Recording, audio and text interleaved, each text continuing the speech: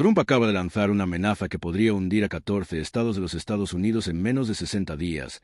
Sin embargo, lo que no calculó fue que Claudia Sheinbaum había preparado una respuesta económica tan contundente que ahora Washington vive un pánico silencioso. Hoy les voy a revelar los documentos que el Departamento del Tesoro no quiere que vean y les explicaré paso a paso cómo una nación puede derrotar a la potencia más grande del planeta sin disparar un solo tiro. Soy Richard Wolff, economista y profesor emérito de la Universidad de Massachusetts. Durante más de 50 años he estudiado las contradicciones del capitalismo, las relaciones de poder entre naciones y los errores fatales que cometen los imperios económicos cuando subestiman a sus adversarios. Lo que está ocurriendo ahora entre Estados Unidos y México es uno de esos momentos históricos donde todo puede cambiar en cuestión de semanas. En diciembre del 2025, Donald Trump volvió a la Casa Blanca en enero con promesas de mano dura contra México. Claudia Sheinbaum, la primera mujer presidenta de México, asumió el cargo en octubre del 2024. Lo que nadie anticipó es que esta científica, esta mujer, que muchos en Washington pensaron que sería fácil de intimidar, había pasado los últimos meses diseñando un plan que hoy está a punto de cambiar 200 años de relaciones entre estos dos países. Todo empezó a finales de noviembre del 2025 cuando Trump anunció en una conferencia de prensa que impondría aranceles del 25% a todas las importaciones mexicanas y México no detenía por completo la migración hacia Estados Unidos. Además amenazó con deportar a 5 millones de trabajadores mexicanos indocumentados antes de marzo del 2026. Los medios presentaron la noticia como otra amenaza más de Trump, una repetición de lo que había hecho durante su primer mandato entre 2017 y 2021. Pero esta vez la situación era diferente. México tenía una presidenta que había estudiado cada movimiento económico de Estados Unidos durante el último año y sabía algo fundamental. Estados Unidos ya no puede sobrevivir sin México. No por 30 días, ni siquiera por una semana. Para comprender por qué la crisis era inevitable hay que retroceder al año 2020, cuando la pandemia colapsó las cadenas de suministro globales. Los productos que Estados Unidos importaba desde China tardaban meses en llegar. Las fábricas asiáticas cerraron, los barcos quedaron varados en puertos y Washington se dio cuenta de algo aterrador. Dependía demasiado de un país que está al otro lado del mundo. Decidió entonces trasladar gran parte de esa producción a México bajo la estrategia de nearshoring, producción cerca de casa. En lugar de barcos que tardaban semanas, los productos llegarían en camiones que tardaban horas. Entre 2020 y 2025 la inversión extranjera en México creció de forma explosiva. Compañías estadounidenses construyeron miles de fábricas en los estados fronterizos de Chihuahua, Coahuila, Nuevo León, Sonora y Baja California. Ford, General Motors, Tesla y cientos de empresas más establecieron plantas enormes, no solo de ensamblaje sino de producción completa de componentes críticos. Baterías para autos eléctricos, semiconductores, dispositivos médicos y medicamentos.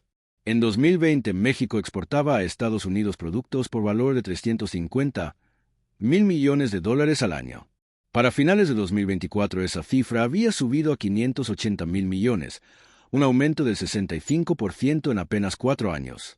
El número es impresionante, pero lo que realmente importa son los productos. 40% de todos los autos vendidos en Estados Unidos se producen ahora en México. 60% de las piezas de repuesto de esos autos vienen de México.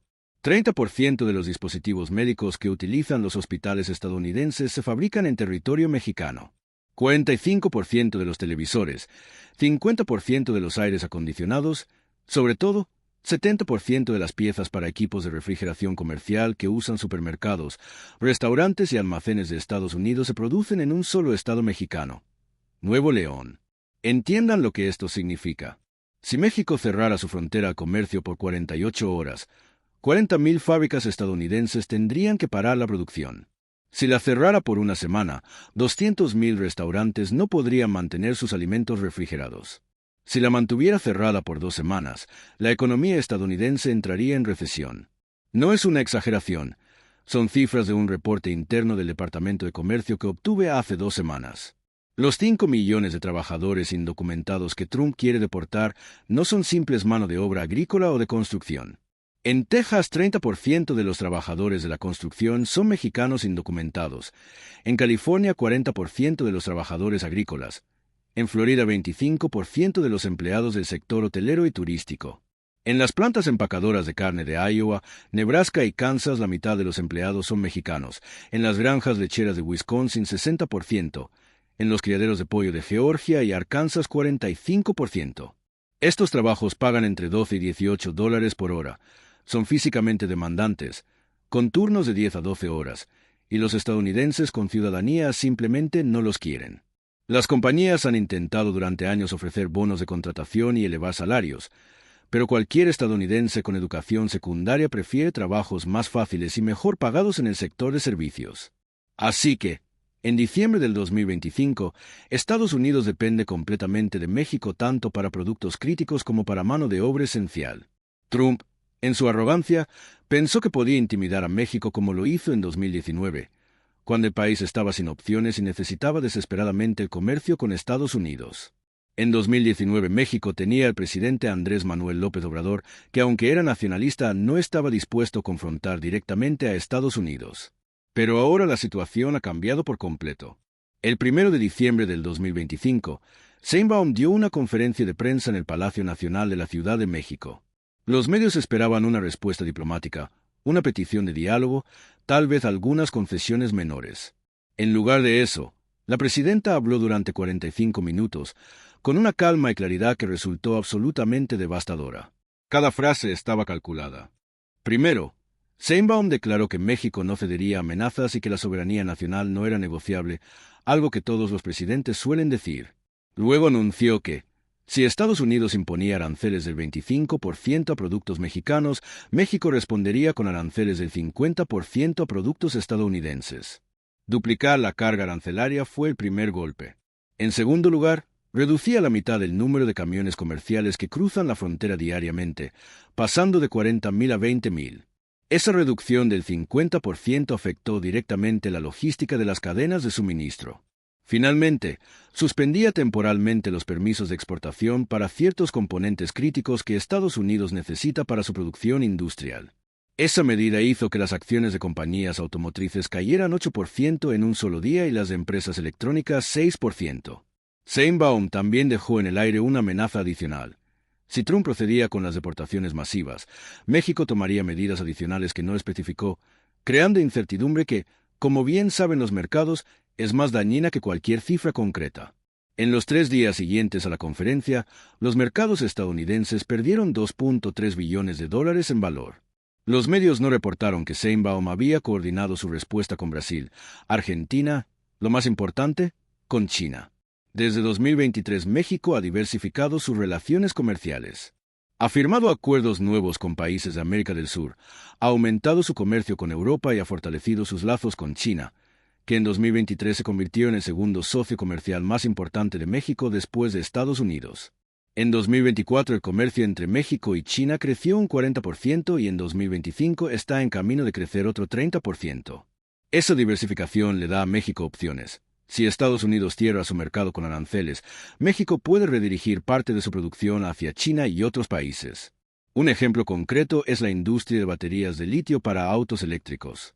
México se ha convertido en uno de los principales productores mundiales, con plantas de Tesla, Panasonic y LG Energy Solution. Si Estados Unidos impusiera aranceles del 25%, esas baterías se volverían un 25% más caras en el mercado estadounidense, mientras que México podría venderlas a China, Europa y Brasil sin aranceles adicionales.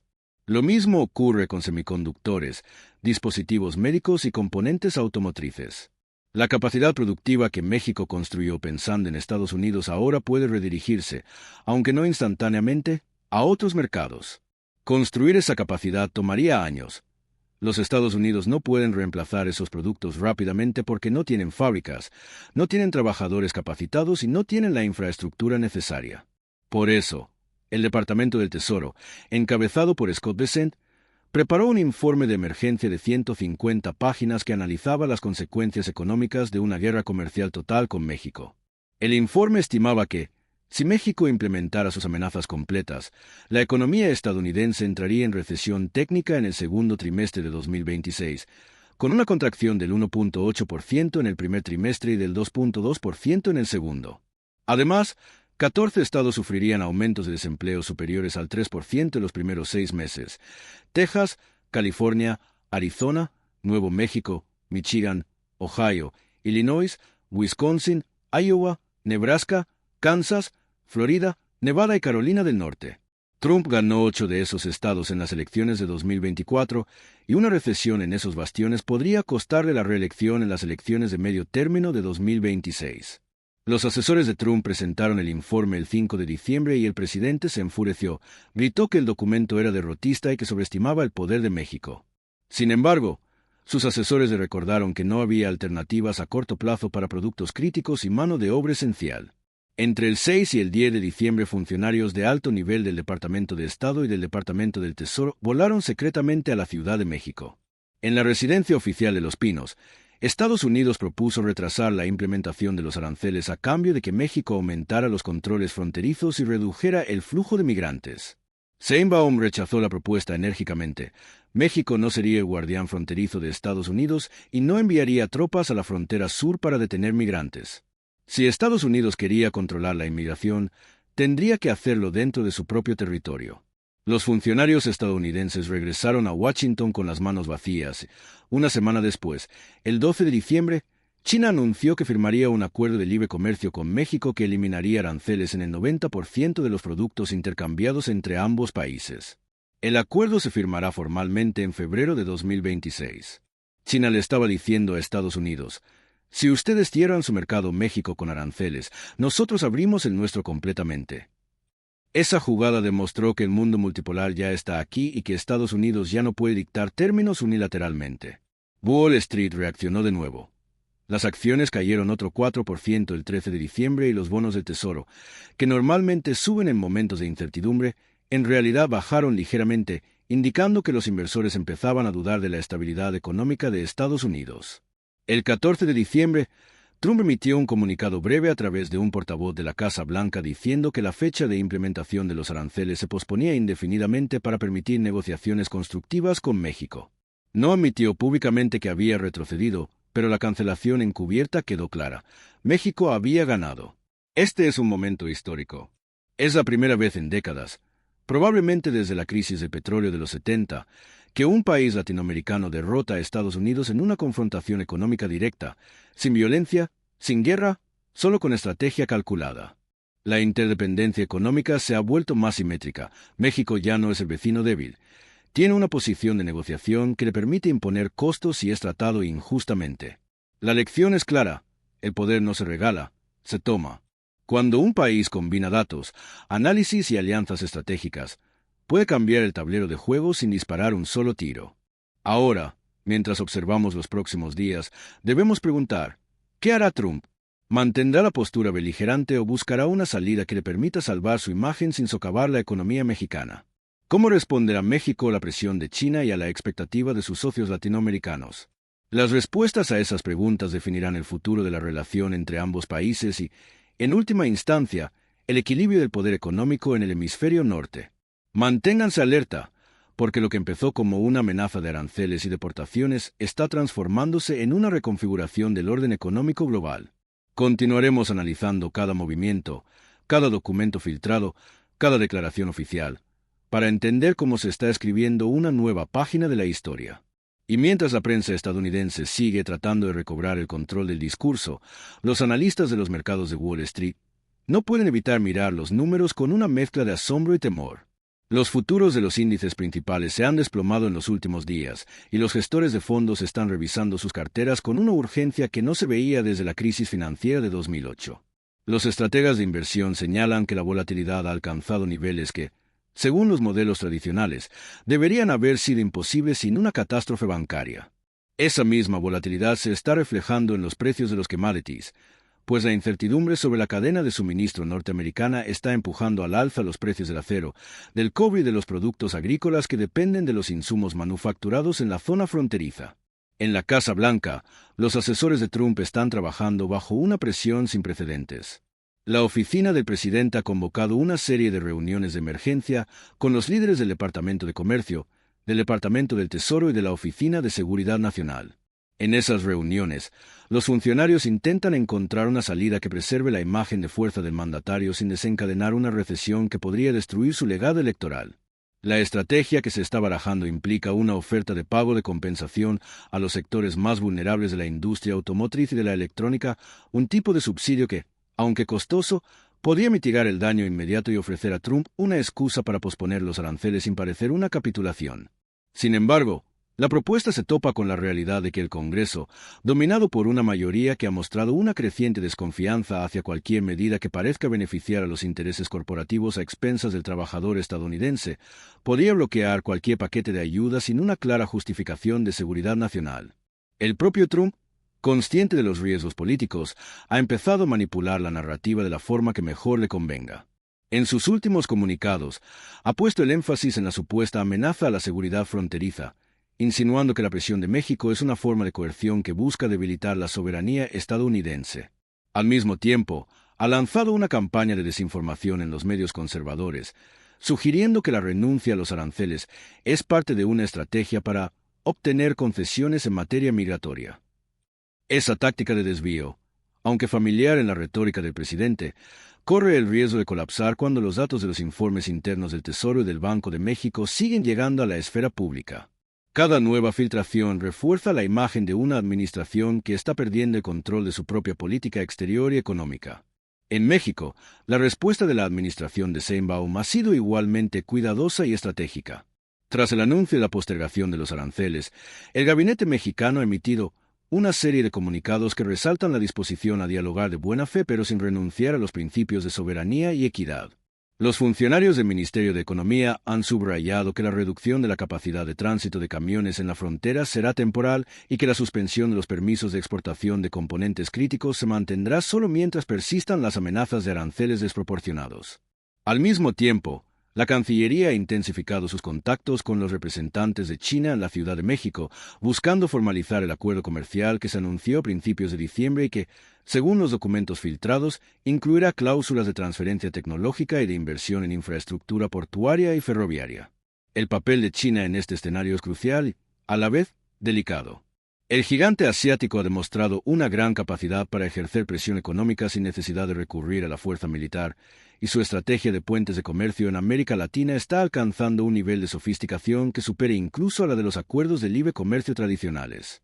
La inversión anunciada por China en la infraestructura mexicana no solo servirá para facilitar la exportación de productos manufacturados hacia los mercados norteamericanos, sino que también creará una dependencia estratégica que podría ser utilizada como palanca en futuras negociaciones.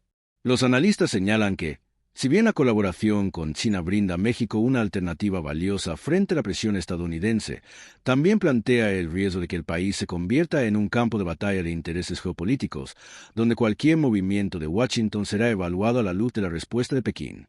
Los socios latinoamericanos de México han estado observando atentamente estos desarrollos. En varios casos, ya están reconfigurando sus propias políticas comerciales. Brasil, que ha mantenido una relación ambivalente con los Estados Unidos durante la última década, ha anunciado una serie de rondas de negociación con México y con China para crear una zona de libre comercio ampliada que abarca a los principales productores de alimentos y de energía de la región. Argentina, por su parte, ha comenzado a explorar la posibilidad de diversificar sus exportaciones agrícolas mediante la creación de corredores logísticos que conecten el interior del país con los puertos del Pacífico mexicano, reduciendo así su dependencia de los puertos del Atlántico controlados por intereses europeos y norteamericanos. Estas iniciativas, aunque todavía en fase de estudio, indican una tendencia clara.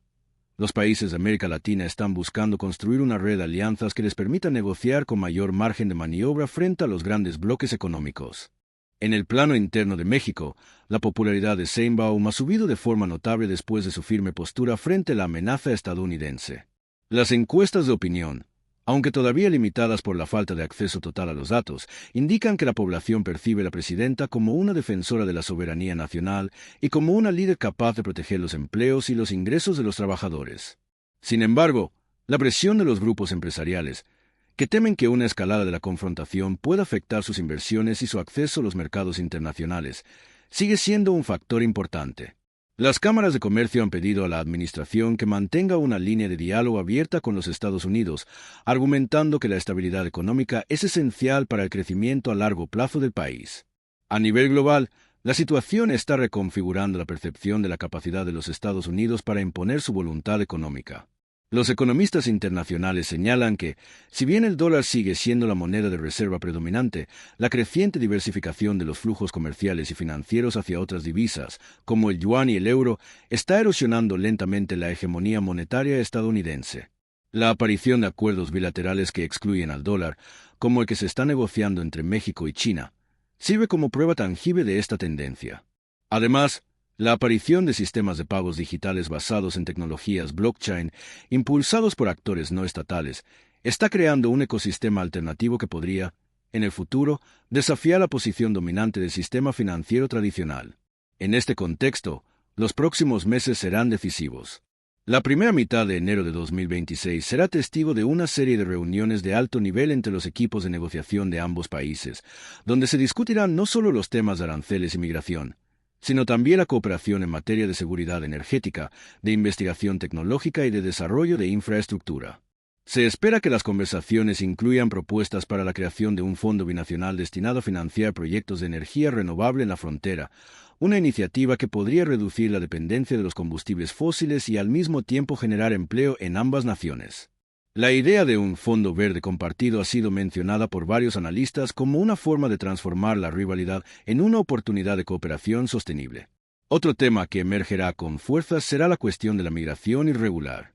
Aunque la administración de Trump ha intentado presentar las deportaciones masivas como una solución rápida, la realidad es que la logística y la capacidad de los sistemas de inmigración no pueden absorber una ola de esa magnitud sin provocar un colapso humanitario y una crisis política interna.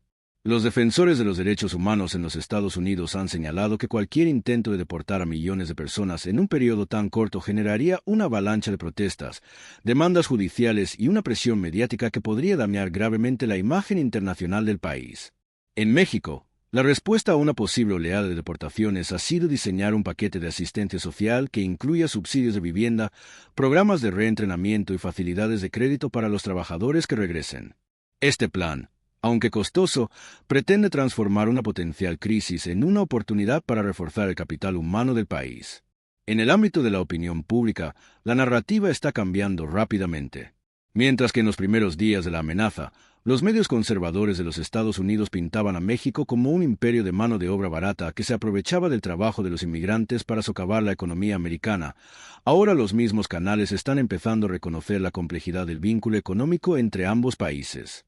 Algunos comentaristas están sugiriendo que la verdadera amenaza no es la migración, sino la incapacidad de los políticos estadounidenses para adaptarse a una realidad donde la interdependencia es más simétrica y donde los precios del consumo están cada vez más vinculados a la producción transfronteriza. Ese reconocimiento, aunque tardío, podría abrir la puerta a una discusión más profunda sobre la reconfiguración de la política comercial y migratoria en una era post-globalización. Los sindicatos en los Estados Unidos también están tomando posición. Los líderes de los trabajadores de la industria automotriz, conscientes de que una interrupción prolongada de la cadena de suministro provocaría la pérdida de cientos de miles de empleos, han comenzado a presionar al Congreso para que se adopten medidas de protección laboral que garanticen la estabilidad de los salarios y los beneficios en caso de que se impongan aranceles. Al mismo tiempo, los sindicatos han expresado su apoyo a la idea de crear un mecanismo de respaldo multilateral que permita a los trabajadores de ambos lados de la frontera coordinar acciones y compartir información sobre condiciones laborales, con el objetivo de evitar que los empleadores utilicen la amenaza de aranceles como una herramienta de presión contra los empleados. En el plano académico, los think tanks y las universidades están publicando rápidamente estudios de caso que analizan la crisis como un ejemplo clásico de guerra económica sin disparos.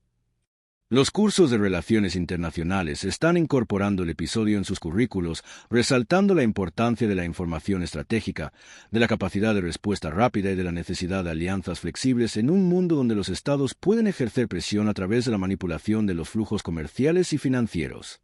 Los investigadores subrayan que, si bien la historia está plagada de ejemplos de potencias que subestimaron a sus rivales, el caso de México muestra que la combinación de datos precisos, análisis riguroso y una visión clara de los intereses nacionales puede nivelar el campo de juego incluso frente a una superpotencia. Los ciudadanos comunes, tanto en la frontera como en el interior de los dos países, están sintiendo los efectos de la tensión. En ciudades fronterizas como El Paso, Ciudad Juárez, Laredo y Nuevo Laredo, los comerciantes informan una disminución de la actividad comercial, mientras que los residentes que dependen de los ingresos transfronterizos experimentan incertidumbre sobre su futuro económico.